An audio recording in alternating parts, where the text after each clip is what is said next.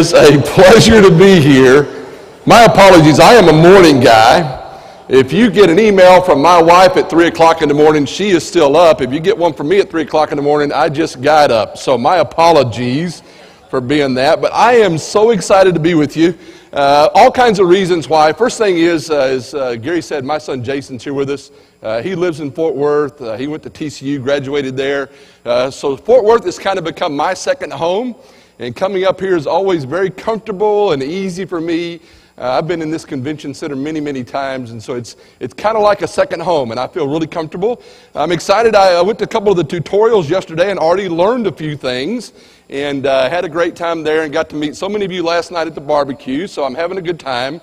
But I would tell you, I am most excited this morning for one reason and one reason alone. I have been a speaker now for almost 20 years.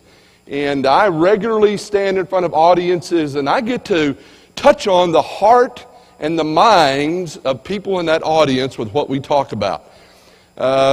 Just out of sheer fairness and appreciation for the fact that not everybody sees the world the way I do.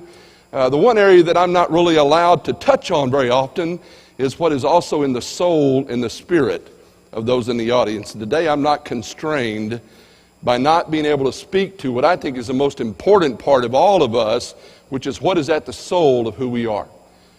We talk about in our business what we call the be, do, have equation. In other words, we have to be the right person, do the right things in order to have success in life.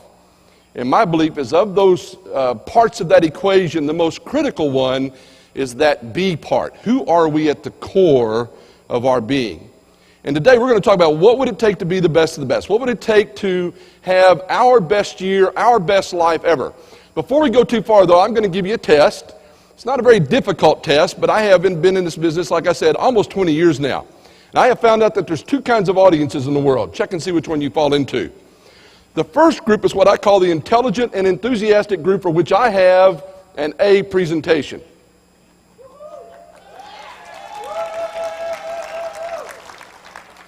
The other is the not so intelligent, not so enthusiastic group, for which I have a remedial presentation. Are you with me so far? All right, I'm going to ask you two questions, and I want all of you to respond as loudly and enthusiastically as possible, okay? All right, you can do better than that now. Let's try that in unison, okay? Hey, that's what I'm talking about. All right, question number one. What color is this napkin? What do cows drink?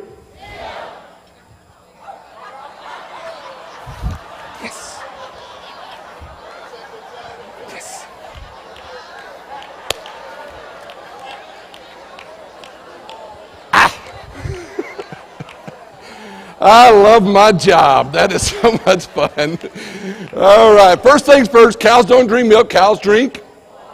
Now, how many of you think little bitty cows drink milk? Raise your hands, let me see. Little bitty cows drink milk, all right? All right, if you think little bitty cows drink milk, you have tremendous management potential. Because one of the prerequisites for being a manager is we can justify whatever we say, no matter how ridiculous it is. And the height to which we'll rise in leadership is determined by how quickly we can justify it or whatever we say, no matter how ridiculous it is. Now, I'm a city guy. I grew up in Dallas. I live in Houston. I'm very fortunate, though. My wife's folks are all rural people. They live in cultural meccas like Shiner, Hallettsville, and Gonzales, Texas. They own a lot of land and they own cattle. And one of the things I've learned from my in-laws is that cow is an age designation.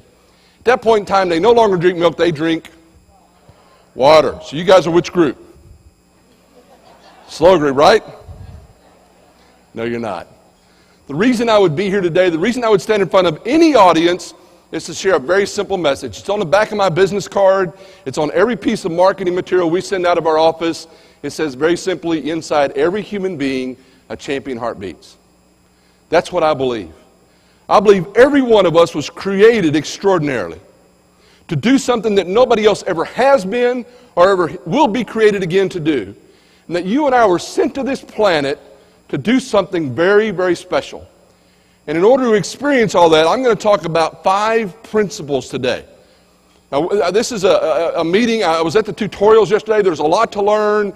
You've got the show. I'm going to try to see some of that this afternoon. There's a lot going on. But today, I just want to focus in on a very simple, very personal topic, and I want to just talk about you today. about you, individually, every one of us in this room. I'm going to talk about 5 principles that it would take to experience everything that we were created for. Now, my definition of a principle is it works anywhere, anytime for anybody. So as we talk about you today, as we zero in on just ourselves, all right, I believe these principles don't just make us better meeting planners or suppliers or salespeople or convention bureau sales. It makes us better whatever we do. It makes us better man, better woman, better husband, wife, father, mother, brother, sister, son, daughter. Makes us better at whatever we choose to do in life. Now, I will tell you this. I am a sales guy. That's my background. I think when done properly, it's the most honorable profession on the planet. But I am a sales guy, so don't trust me on these principles. What I would suggest you do is think about somebody you would consider extraordinary. Somebody in your life, maybe a mom or dad, grandfather, grandmother, brother, sister, perhaps somebody you work with, somebody that you are side by side with, somebody you know in your community. Think about somebody you would consider extraordinary and see if they do not share these 5 principles that we're going to talk about this morning. Now, principle number 1 is not the most important, but I do know this. I talk about it more often. I think it's critical, and I know I get in trouble for it too. And some of you are going to be sitting out there going, every one of those motivational speakers talk about that thing, right? And you can use whatever words you want to: passion, enthusiasm, excitement, energy, attitude. I had a guy come up to me after a program not too long ago and goes, "Hey, Mr. Speaker Man." I go, "Yes, sir, what can I do for you?" He goes, "I think every one of you motivational speakers talk about attitude." I mean, I've seen them all too. I've seen that Zig Ziglar guy and Brian Tracy and Tony. I've seen them all, and all you guys talk about attitude. You really think it's that important? I wanted to go, duh, but I didn't. That's not a good idea.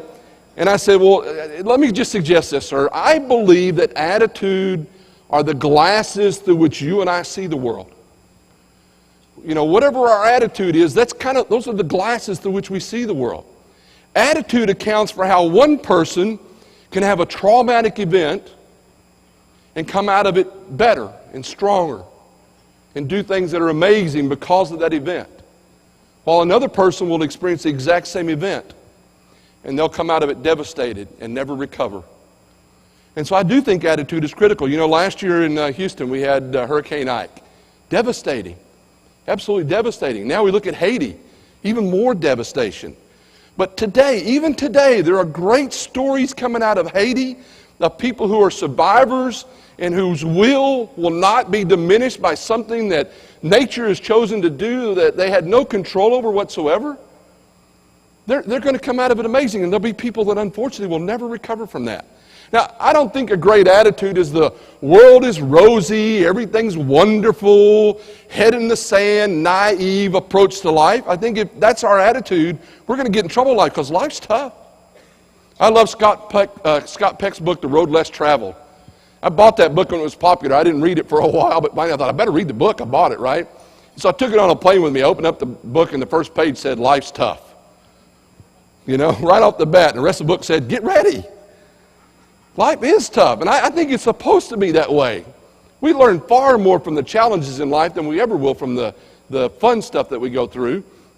But I believe a great attitude is the ability to hold any situation up to the light, to see it from 360 degrees, eyes wide open, well aware, mature, adult, cognitive, willing to see the good, the bad, and the ugly in any situation. Then make a conscious choice to focus on the positive. Totally aware, not naive, not foolish, not immature, totally aware of all that happens in life, but make a conscious decision to focus on the positive. I had a good pleasure a while back to speak at the National Automobile Dealers Association. Awesome meeting and everything. I love those folks. I get to go there on a regular basis. And a gentleman came up to me right after I spoke, and one of the good pleasures, I get to meet a lot of people, and I'd love to know I got to say hi to everybody here today, other than hi. That doesn't work. Personally, shake your hand, say hi. But he came up to me, and I've noticed these folks. I've learned to spot them. He hung around the back of the group for a while, had sort of that stalker look, you know. Waited till everybody cleared out, and he came up to me, and he had this gigantic name tag. I love those, by the way. They're like this big at NADA. You can see the name and all that. And I recognized the name, and the dealership was a very well-known dealership in their industry. And he came up to me, and he goes, "You got a minute?" And I went, "Yes, sir. What can I do for you?" I was still wired, right? I said, "What can I do for you?" He goes, "Got a bunch of people back home not very motivated. You got any idea what might be wrong?" Again, I wanted to go, duh, right? I didn't do that. I said, "Sir, I don't know what's going on back at your dealership. I'd be glad to help you if anyway. But here's what I believe a leader's responsibility is." He went, "What?" I said, "I think a leader's job is to kick that door in every day, walk in and go, woo! It's going to be fun today." He went like this. He went, I'm pretty sure he wasn't ready for that. But I do believe that's our responsibility. I don't know if you've noticed this or not, but there's so many people that struggle with attitude. And I think it's so critical that we do that it has to be some outward appearance of whatever faith it is that we share that says we're different, that we have a different look at life, that we see things from a different way, and that our attitude is different because of that. I grew up in the mid-'70s going to the positive mental attitude rallies. The first positive mental attitude rally I ever went to was in the arena at the end of this convention center. I'll never forget it all my life. Zig Ziglar, Art Linkletter, Brian Tracy, you name it, they were all there, right? And I remember going to that thing. I woke up the next day so fired up, I didn't know what to do. I woke up going, yes, yes, yes. What do I do? They never told us what to do, right? I was like a freight train with no tracks, right? I'm so excited. And so when I started this business 18 years ago, I said, I will always give the group something to do, something easily to do, something executable that will help and hopefully make their lives better, both professionally and personally. So here's my gift to you today, and I encourage you to do this. And if you want to email them to me, do that, and I'll email mine to you and everything. But every morning I get up, I spend about 45 minutes, I do a little bit of reading, I do some writing, and every morning I make a list of 10 things I'm thankful for. Start my day off thinking about how fortunate I am instead of whining about what I don't have. Right? And I am a very blessed man. I love making that list every morning. I have a t-shirt that says, "He who dies with the most toys wins." Right? And I am a toy guy. Where are my toy people in the room, by the way? Who else likes toys? All right, good, yeah. You better raise your hand. I know better about you, right? Okay, I'm a toy guy. I have lots of toys, fun stuff and everything. Now, I'm not winning Houston, Texas, but I have it on good advice from my wife that I am beating the crud out of everybody in my neighborhood. Right? I've got lots of toys. I love them and everything. I have another t-shirt that says, "Who does the most toys still dies." And that's a fact. And so when I make that list every day, I don't put toys on there. I don't put stuff like that. Matter of fact, I'm going to tell you what my first 5 are. And I've got a real privilege today to go a little bit further than normal. My first 5 are foundational for me. And I'm not saying they should be yours, but they're mine, all right? My faith, my wife, my son, my country, and the work that I do. Those are the first 5 every day. And normally what I have to say is, I don't want to get in trouble here today, but without number 1, nothing makes sense to me. Today I can say, without number 1, this is a waste of time. Without something bigger than me out there. I mean, if there's not anything bigger than me out there, folks, we are in real trouble. I don't know how to handle this stuff. I have to have something that's true north for me, something that I can look to for principles and ideas and a way of living that I myself am not capable of doing. I'm not capable of it. And so without that first one there, without that guiding light, and again, if we sat down, we may not believe the same things, but I know this, I believe something's bigger than me out there, and thank God there is. Because without that, it's a waste of time. So I put that on the top of my list every day, and I jot down a note about what that means to me that day, what's going on. And here lately with Haiti, I need some direction on why, just all the challenges in life, I just need why. And so I always put that on my list. I put my wife on the list. She was going to travel with us today, but she's working back in Houston and everything. I put her on the list, 5'10", drop dead gorgeous. All right, we walk in the room together, they look at her, then they look at me, then they look at her, then they look at me. Now, some of you may have picked up on this. You've been in Fort Worth for a couple of days, Cowtown, USA. You may get this, all right? They look at me like a calf looks at a new gate.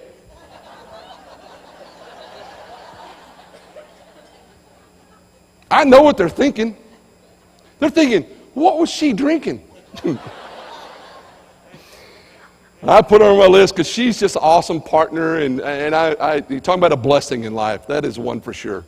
When we started this business almost 20 years ago, I remember walking in and telling her the idea. I was so excited about it, and I had no clue what I was doing. Absolutely no clue. If I did, I probably wouldn't have done it. And I told her what I had a dream of doing and everything, and she said two things. First thing, if you're that excited, you're going to do it anyway. Second thing is, I think you'd be great at it. And with her endorsement, with her encouragement, we started the business. Now, I'm going to tell you the truth. In the first 5 years, I tried to quit 4 or 5 times. This business is a lot harder than it looks out there. I was very naive. I tried to quit 4 or 5 times. Every time I tried to quit, my wife would take another job, would work more hours, and she'd look me in the eye and go, no, you need to keep doing this. I believe you were gifted and called to do this, and you need to keep doing this. And without her faith, without her encouragement, without her backing, I wouldn't be standing here in front of you today. And so I put her on my list, and we live what I would consider a dream life today because of her encouragement.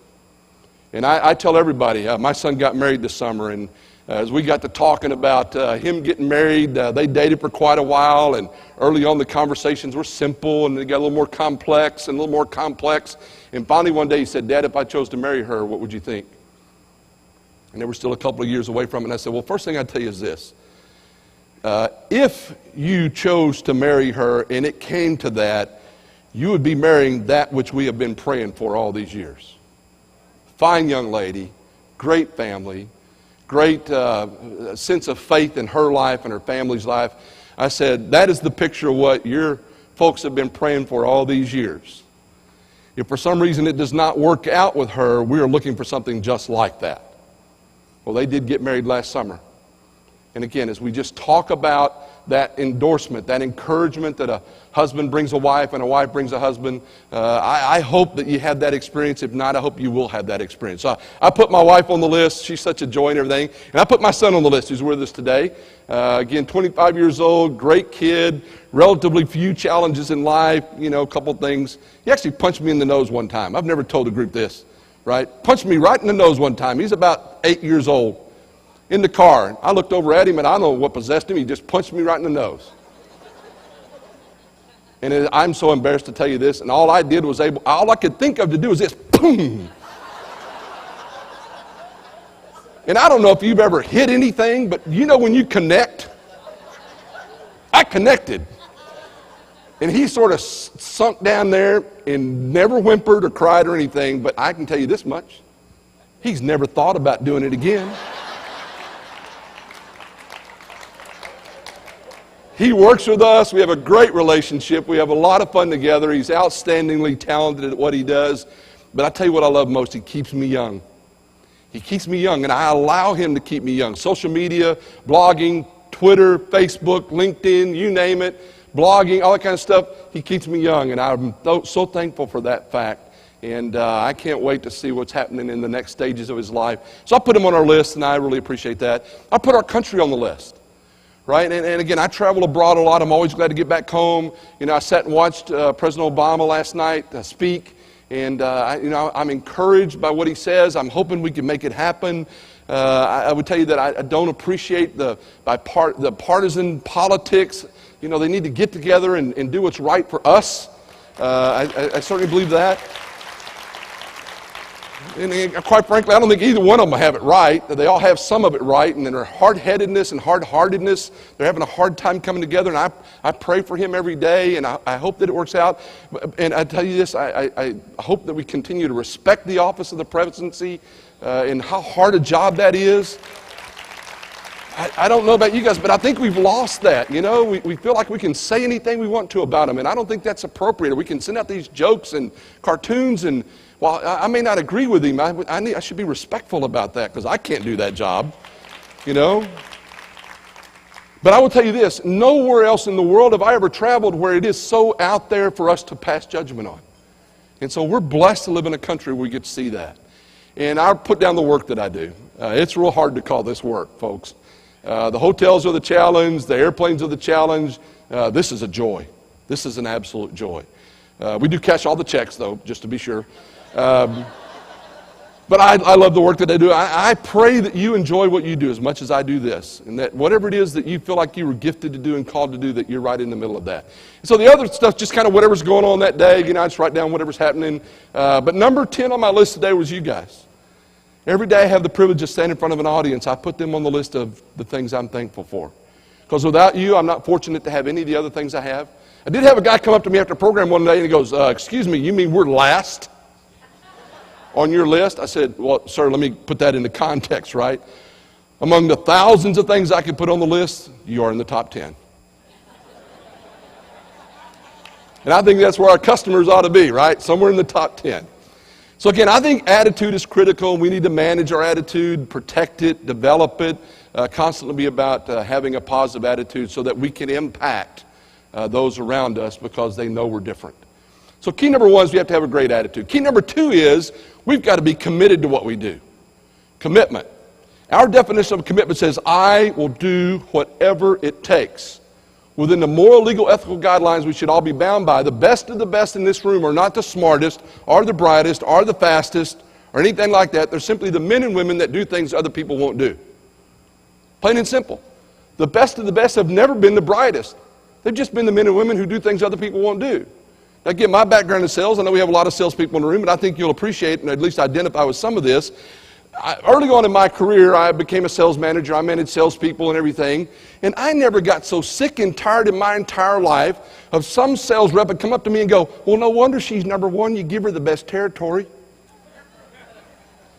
Well, the HR guys taught me well in my career early on, and I'd say, I'm so sorry that you're not experiencing everything you'd hope to in our organization. It's my job as your manager to come alongside you, to partner with you, and hope you get to the point where you can enjoy all the things that you dreamed of when you came.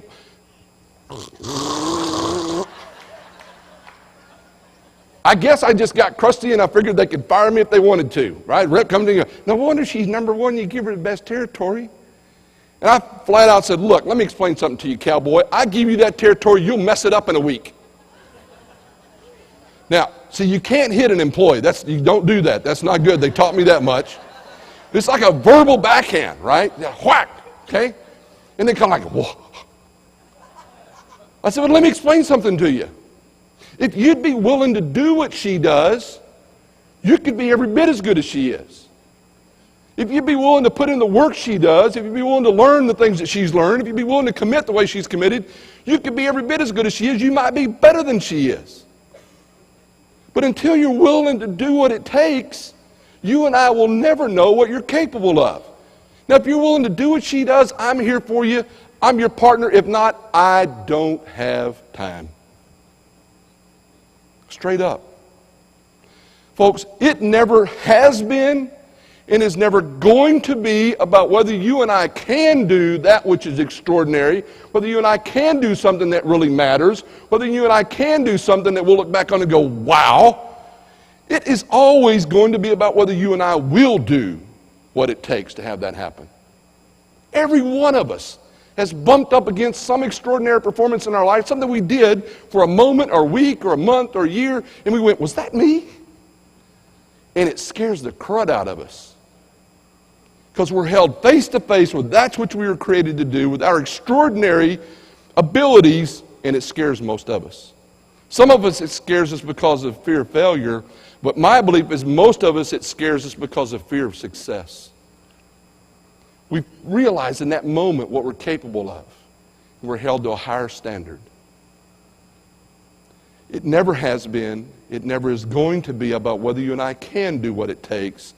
It's always going to come down to whether I will do what it takes. The best of the best, I will do whatever it takes. So key number 2 is we've got to be committed to what we do. Key number 3 is we have to have some vision for what we do. Something that's beyond a paycheck, beyond a career, beyond a 9 to 5. had the good pleasure a few years back of speaking to Houston Baptist University there on the southwest side of Houston, 15 minutes from where I live, slept in my own bed, got up early, drove over there. I was excited about it. Staff, faculty, all the students of Houston Baptist University were going to be there that morning. I was as excited that day as I was this morning. I walked into that auditorium, and down front was Dr. Hodo, the president of Houston Baptist University at the time, working on a PowerPoint that he was going to deliver right before I spoke. And so I'm walking down the steps, and he looked up, and I said, "Good morning, Dr. Hodo." And he looked at me and he goes, "Why are you here?" And I'd never met him before. And I said, "Well, Dr. Hodo, my name's Jim Jacobus. I'm here to speak today." He goes, "Jim, I know who you are. It's in your picture. Why are you here?" Folks, that is a speaker's worst nightmare. You'd be at the wrong place at the wrong time, right? And I said, "Well, Dr. Hodo, I thought I was speaking this morning." He goes, "Oh, you're speaking this morning." He said, "Let me put the question to you another way." He said, "What are you doing in my auditorium sucking up air?"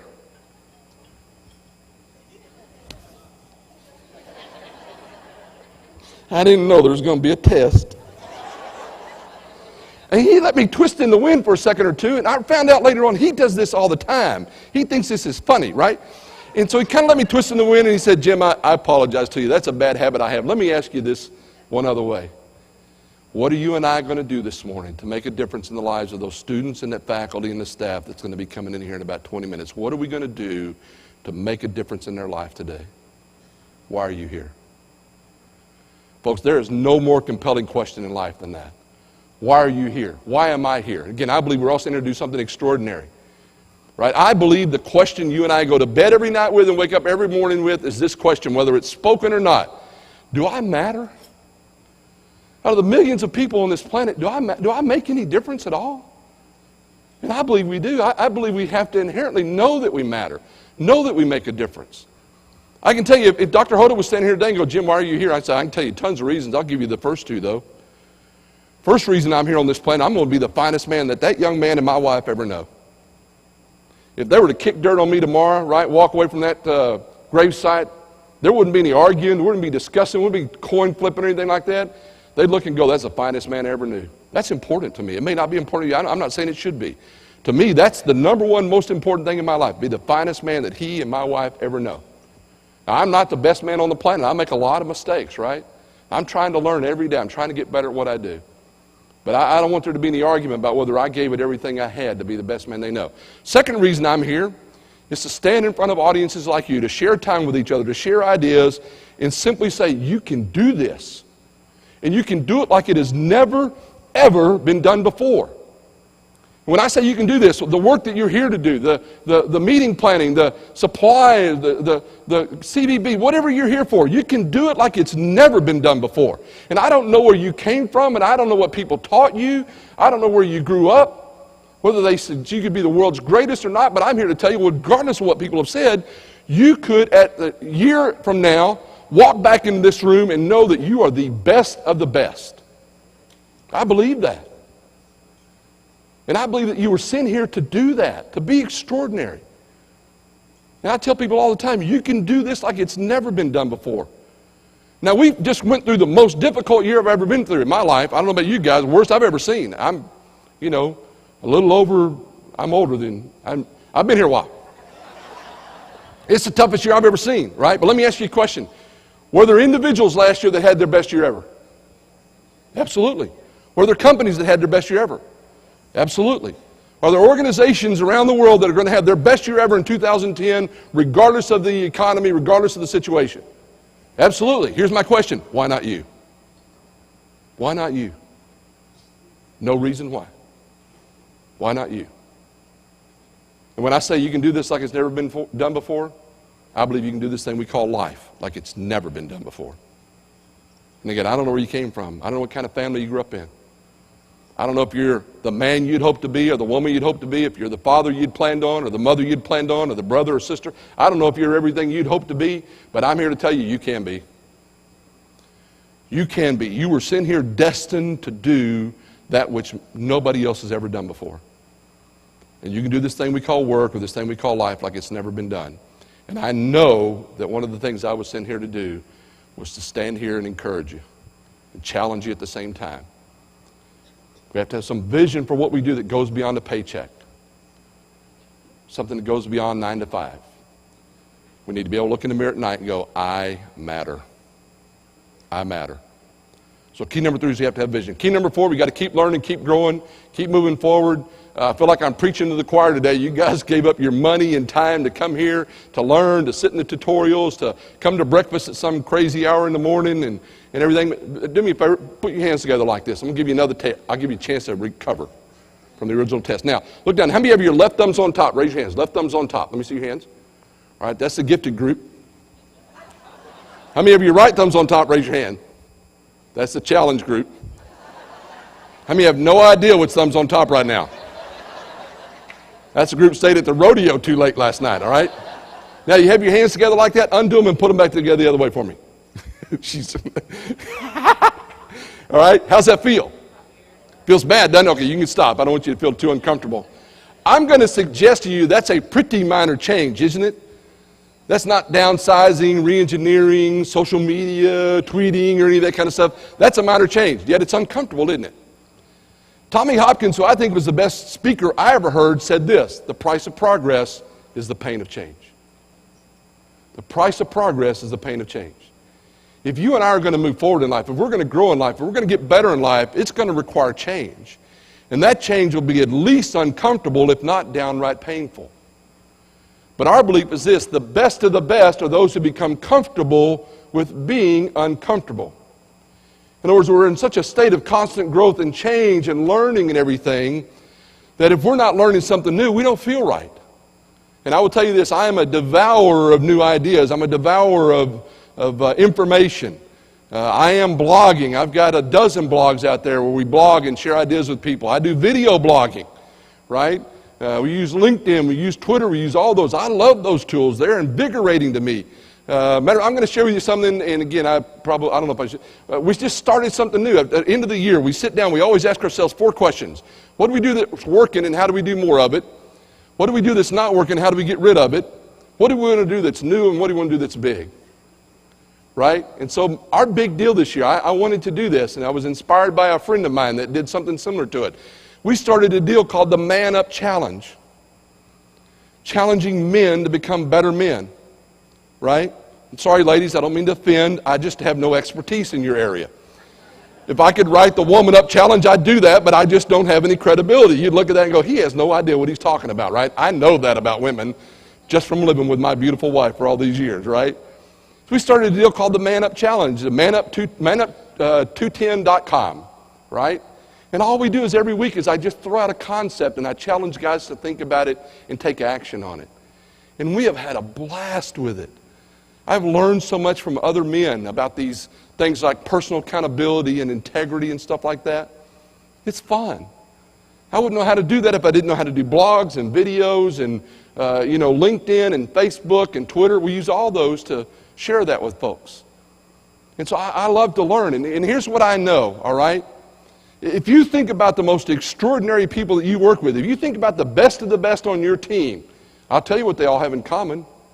They're constantly getting better. They're constantly growing.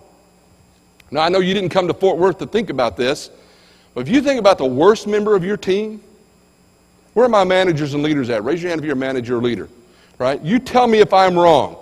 Your worst employees, I've never met them, I don't know them, they're not sitting here, I've never seen them face to face, I can tell you exactly what they have in common. Every one of them, the same thing. They've stopped learning. They're stuck. They don't want to grow. No new ideas. I know what I'm doing. I don't need you. They're stuck. Am I right? We can't afford to be that way. We have to continue to learn books, tapes, conferences, workshops, everything like you're doing right now to get better. We've got to be up for that. And I would tell you, the greatest personal development tools today are on the market, absolutely free. Get an iPod, iPhone, some kind of a tool. If not, just download them to your computer. Podcasting, blogging, the world's greatest information is out there for free today. I will recommend a resource to you. Guy Kawasaki put together a deal called alltop.com. Clearinghouse for the world's greatest blogs and videos and everything. Great learning tool. Go there. No matter what you are excited about in life, there's something there to learn from. Absolutely free. There's no excuse anymore to continue to grow. The best of the best never stop learning, never stop growing. So we've got to be passionate. We've got to be committed. We have to have some vision. We've got to keep learning. And key number 5 is this. We have to take personal accountability for who we are. My belief is that you and I are who, what, and where we are because of the choices we made in life. Now, I don't choose what happens to me. I don't choose my environment. The people in Haiti certainly didn't choose to have that happen to them. The folks in Galveston and Houston, Texas didn't choose to have the hurricane last year. But we have total control over how we respond to that. One of the biggest parts of our business is that we help our clients select better talent. We have benchmarked over 2,000 positions, if you will, not people, positions. In every one of those positions, we surveyed somewhere between 5 to 10 outstanding performers. We measure behaviors, we measure motivators, and we measure what we call core skills and core competencies. There are 23 core skills and core competencies. There are 5 that we call the big 5. They rise to the top. There's a statistical gap. There's the other 18.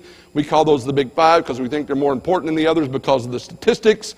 Of those 5, number 1 core skill for extraordinary performance across the board is personal accountability, defined as I do what I say I'm going to do because I said I would. Plain and simple, I do what I say I'm going to do because I said I would. By the way, quick show of hands. How many of you know somebody that has that as their nature? They don't know any other way to do it.